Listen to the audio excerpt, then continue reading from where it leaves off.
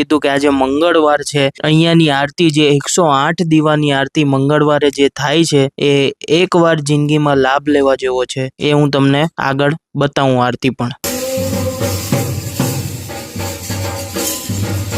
અને આ છે માતાજીનો મઠ અહીંયાનો, ગઢ સીસા ગામ।